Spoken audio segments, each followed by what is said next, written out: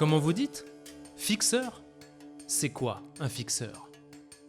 C'est d'abord un anglicisme tiré du verbe to fix, arranger. Un fixeur, c'est donc un arrangeur, un maître du système D, un guide, un traducteur, un compagnon de route, un négociateur, un ange gardien. Il nous faut sortir de notre voiture et nous protéger derrière des blindés immobilisés. Un journaliste qui parfois devient un ami. Ah, Christophe Boltanski, je t'embrasse fort et ça fait longtemps que t'es pas passé au Kurdistan, alors passe vite. Bakhtiar Haddad était tout cela à la fois pour de nombreux reporters français.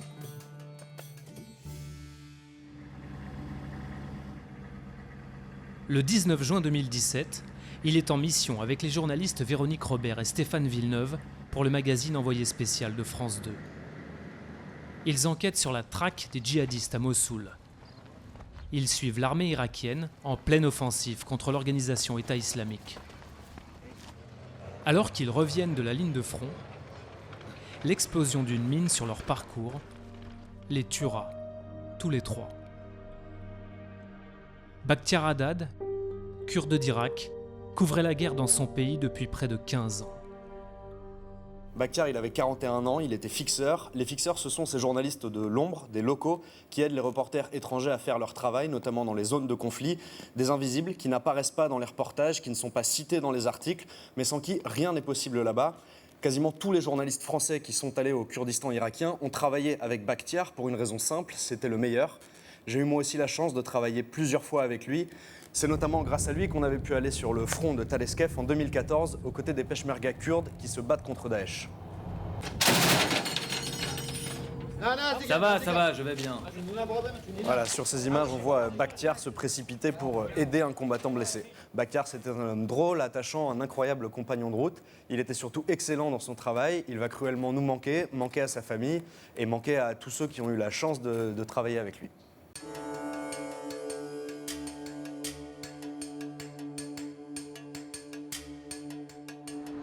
Au nord-est de l'Irak, la situation militaire tendue est visible dans les paysages, hérissés de postes de guet. Nous sommes en territoire contrôlé par les Kurdes, dans la région d'Al-Abja. C'est le grand reporter de France 2, Jérôme Bonny, qui déniche cette perle rare à Erbil, au Kurdistan irakien. Allô Paris, oui. Est-ce qu'on pourrait se connecter ? On ne peut pas garder l'antenne là parce qu'on est sur un avant-poste des peshmerga. Lorsqu'il fait ses premiers pas dans le journalisme avec Jérôme, Bakhtiar a 26 ans. Fils d'un intellectuel kurde francophile, il parle déjà un excellent français lorsqu'il devient notre fixeur début 2003.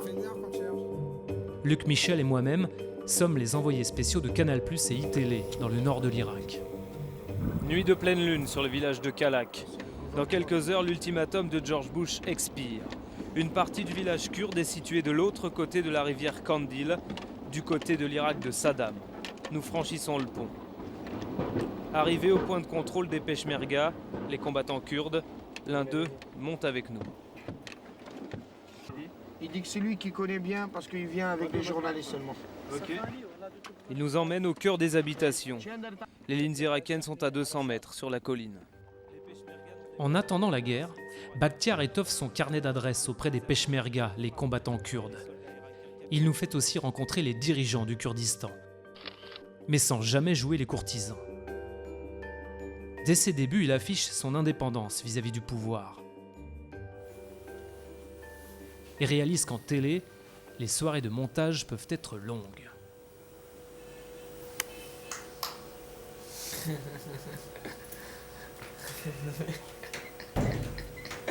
C'est quelque chose qui se passe, mais je ne sais pas c'est quoi.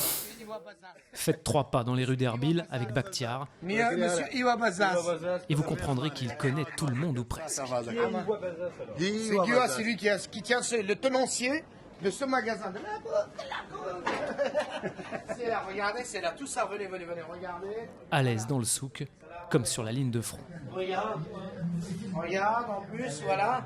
Regarde la télé, ils sont aussi des frères musulmans, ils font, voilà. C'est leur adhérent, frères musulmans, branche de l'Union islamique. Partie de foot, un dimanche après-midi à Erbil.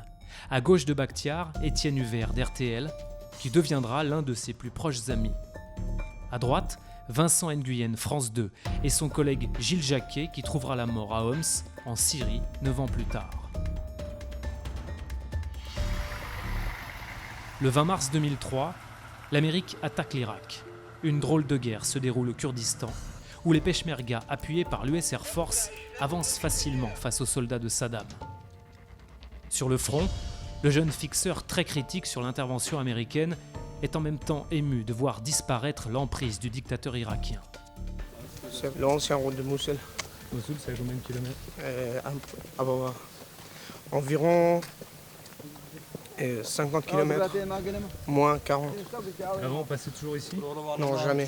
Ça fait de 1991 que personne n'est passé, ne pouvait pas passer ici à cause des soldats irakiens. Sur la route de Mossoul, comme sur celle de Kirkouk, les mines, les engins piégés sont déjà le principal danger à éviter. Le 10 avril 2003, Kirkouk, ville majoritairement kurde, tombe aux mains des Américains et des Peshmerga.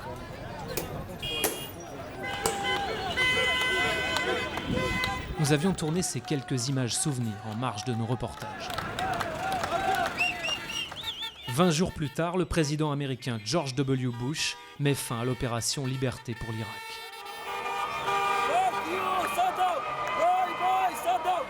Cette fausse paix marque le début du chaos dans le pays, celui d'une guerre civile interconfessionnelle entre chiites et sunnites sur fond de montée en puissance de l'islamisme, qui fera plusieurs centaines de milliers de morts. Bakhtiar Haddad sera l'un des principaux témoins indépendants de ces événements. À partir du printemps 2003, il devient fixeur à temps complet et travaille entre autres pour Thierry Oberlé du Figaro, Christophe Boltanski, Libération, ou les photographes Antoine Agoudjian et Édouard Beau. N'importe quoi. Il fait montrer. Bakhtiar n'a jamais eu peur dans le fracas de la guerre. C'est bon, tu es en train de filmer ça? Sa concentration n'avait d'égal que sa bonne humeur qui lui ouvrait toutes les portes et lui permettait de se tirer des pires situations. Il a l'Aïda, il a l'Aïda, il a l'Aïda.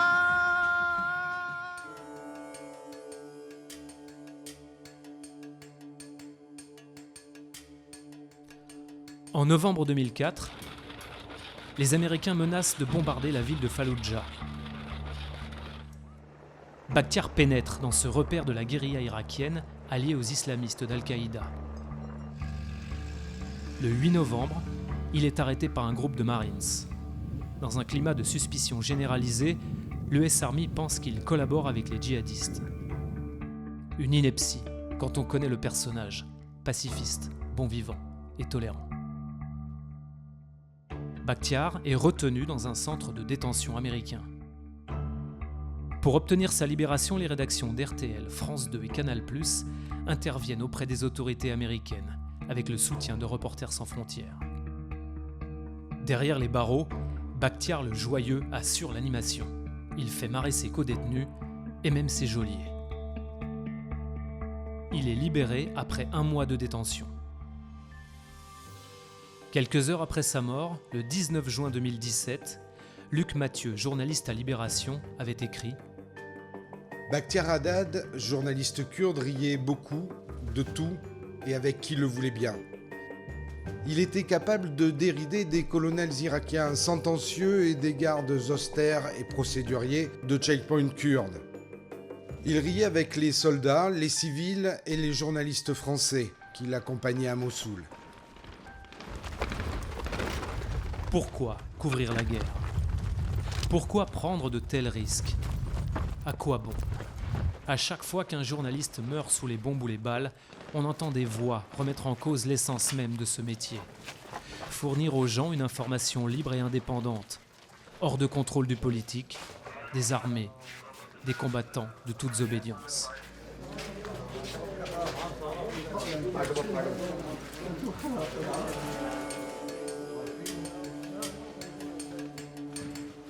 En 2007, Bakhtiar Haddad travaille avec le journaliste Corentin Fleury. Le fixeur a obtenu l'autorisation exclusive de suivre un régiment kurde de l'armée irakienne en opération à Bagdad. Les Kurdes, ont pour mission d'empêcher les combats entre chiites et sunnites. Les sunnites et les chiites se font la guerre entre eux. Les sunnites attaquent les chiites et les chiites attaquent les sunnites. Mais parfois, ils nous attaquent nous aussi, parce qu'ils ne nous aiment pas, nous les Kurdes. Je vais passer un mois à Bagdad parmi eux. Bien que de confession sunnite, les Kurdes sont considérés comme neutres dans ce conflit interconfessionnel qui déchire la population arabe de la capitale, sunnite et chiite.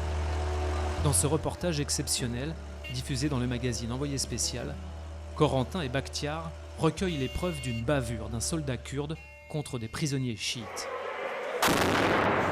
La base essuie des tirs de mortier. Les obus atterrissent dans l'enceinte de la caserne. Il y a 5 blessés, dont 2 graves.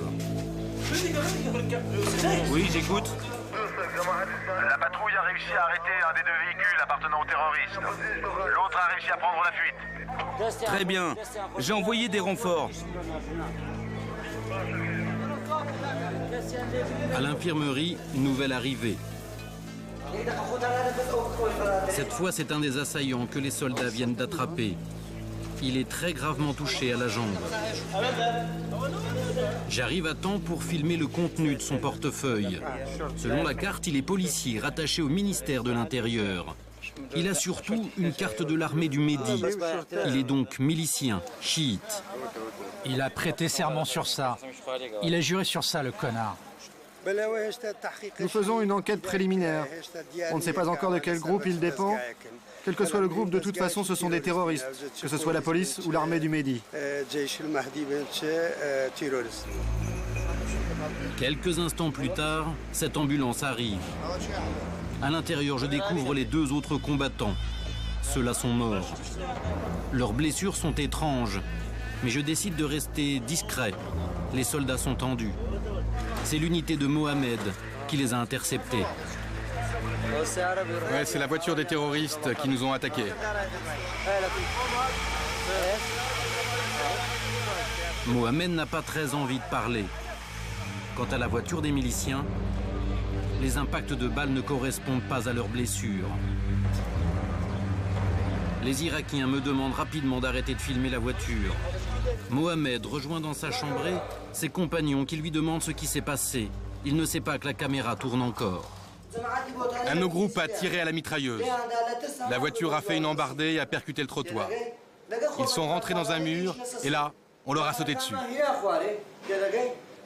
On a fait descendre les mecs et je suis allé prendre l'air avec Amir pendant qu'on contactait la base pour savoir ce qu'on en faisait. Et là, je me suis retourné et j'ai vu l'autre armer sa Kalachnikov et foncer. Je me suis dit qu'il allait faire une connerie, j'ai couru, mais il était déjà devant les 3. Il les a mitraillés comme ça. Il les a mitraillés. Le geste est sans ambiguïté. Les miliciens ont été exécutés par le soldat. Ce même soldat, 2 jours plus tard, je le reverrai libre, une arme à la main. Il n'est pas question pour les Kurdes d'ébruiter la bavure. C'est précisément dans ces moments-là que le journalisme est utile, pour dire la vérité. Mais Bakhtiar est kurde, lui aussi. Les révélations du reportage peuvent mettre sa vie en danger. Juste avant sa diffusion, le fixeur s'envole pour la France. Il passera plusieurs mois à la Maison des journalistes à Paris, une association qui accueille nos confrères étrangers menacés dans leur pays. Ma chère maman, je vous écris. Bismillah ar-Rahman ar-Rahim, mon cher ami Amadou. Remerciez le Dieu avec tout ce qu'il nous a offert. En fait, c'est grâce à Corentin qui les a appelés, Reporters sans frontières, qui sont intervenus, que vérifier ce que j'ai travaillé avec des journalistes. Ils font une enquête pour voir si on a travaillé avec des journalistes, parce que les traducteurs aussi, traducteurs fixeurs, sont considérés comme des journalistes. Ils sont considérés comme des journalistes parce qu'ils risquent leur vie. Amoureux de la France, Bakhtiar est plutôt heureux à Paris. Mais il ronge son frein. Je vais retourner en Irak parce que y a des choses à faire. Dès que j'ai ma carte, je vais retourner là-bas. Parce que c'est ça la vérité d'un pays, de montrer ce qui se passe. Si on cache tout, ça veut dire que c'est une grande dictature, une autorité totalitaire. Moi, j'aime pas ça. Et j'aime tout le temps aussi de montrer les choses positives et négatives en même temps. Fan de foot, à partir de cette époque, Bakhtiar harcèle tous ses copains journalistes pour aller voir des matchs et surtout accéder aux champions du monde 98 pour faire des photos avec eux. Il faudra tout de même quelques années pour constituer l'album.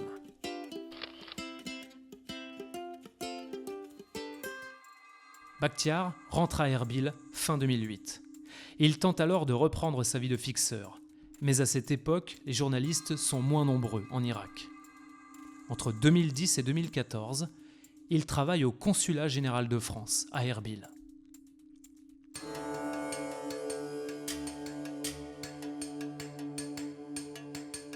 Bakhtiar retourne sur le terrain en 2014. Il fait notamment équipe avec le grand reporter radio Étienne Monin. Ce qui frappe quand Hamcha Ali entre dans la pièce, c'est qu'elle est enceinte de 6 mois et qu'elle vient témoigner des viols qu'elle a subis. Ce reportage est l'un des premiers à prouver l'exploitation des femmes de la communauté yézidi par Daesh. Bakhtiar devient l'incontournable fixeur d'une bonne partie de la presse française pour couvrir les grandes batailles irakiennes contre l'organisation État islamique. Les oubliés du Sinjar, prisonniers dans la montagne, tous de la minorité yézidi traquée depuis cet été par les djihadistes, et là d'attendre leur évacuation par la seule voie possible, celle des airs. Des cris et des pleurs pour un sauve qui peut. Partir coûte que coûte. Seules quelques places à bord pour quelques-uns seulement. Une situation qui illustre les limites actuelles de la stratégie de la coalition qui n'a toujours pas réussi à porter un coup décisif à l'État islamique. Ces miliciens le jurent, ils ne déposeront jamais les armes, même après la défaite des islamistes, car ces chrétiens n'ont plus confiance en personne et ils veulent pouvoir défendre leur communauté eux-mêmes. Selon les services de renseignement français, 400 enfants de Français djihadistes vivent encore en Irak et en Syrie. Une vingtaine d'entre eux sont formellement identifiés comme des enfants combattants. Au printemps 2016, le fixeur kurde se rend seul à Falloujah pour préparer un reportage. Mais un tireur isolé le blesse sérieusement à la main. Retour en France, où il est soigné. Journalistes et amis ouvrent une cagnotte pour payer son opération. Convalescence en plein Euro 2016. Et puis, retour sur le front irakien. La bataille de Mossoul se prépare. Premier tir de sniper venu d'un village à flanc de colline alors que le convoi s'enfonce en territoire ennemi. Les hommes du groupe de l'État islamique sont en embuscade, rafalent la colonne et tirent des obus de mortier sur les véhicules. Il nous faut sortir de notre voiture et nous protéger derrière des blindés immobilisés. Ils attendent une intervention des avions de la coalition pour repartir. Des minutes interminables, et puis c'est la frappe. La position djihadiste est détruite. Bakhtiar le fixeur vient en aide aux blessés, anticipe le danger, protège ses confrères. Il sentait la guerre. À cette époque, il commence à faire équipe régulièrement avec le correspondant du Figaro, Samuel Forêt, l'un des seuls journalistes autorisés à conduire sa Mercedes. De front en front. La frappe ne tarde pas, mais rien n'y fait. Près d'un village en lisière de forêt, les djihadistes engagent le combat. Tout le monde s'arrête. Une décision est prise d'entrer dans le village. Une gerbe de flammes, de métal et de fumée est alors projetée dans le ciel. L'image est sidérante sous nos yeux. Un kamikaze vient de lancer son véhicule sur l'unité de tête. De reportage en reportage. Ces soldats vont percer une dizaine d'ouvertures dans le même édifice pour pouvoir changer rapidement d'angle de tir. Comme ici, les positions les plus recherchées ne donnent pas directement sur l'extérieur, mais sur une autre pièce. On fait un trou dans le mur en face d'une fenêtre pour voir jusqu'à l'autre côté de la rue. Comme ça, on peut viser sans être pris pour cible. Ainsi allait la vie du courageux Bakhtiar jusqu'à sa mort à Mossoul le 19 juin 2017. rarement à l'image, mais derrière chacune d'elles. Bakhtiar Haddad couvrait la guerre, mais rêvait de paix. Pour lui, les mots liberté, information, démocratie, vérité avaient un sens. Son nom a marqué la presse française.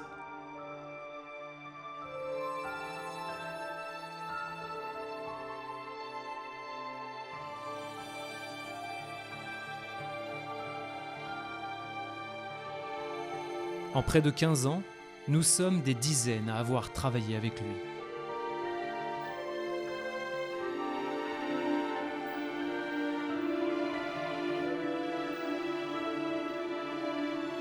Téléspectateurs, auditeurs, lecteurs, internautes lui doivent beaucoup. Car sans Bakhtiar, il nous aurait été très difficile de leur raconter le chaos irakien.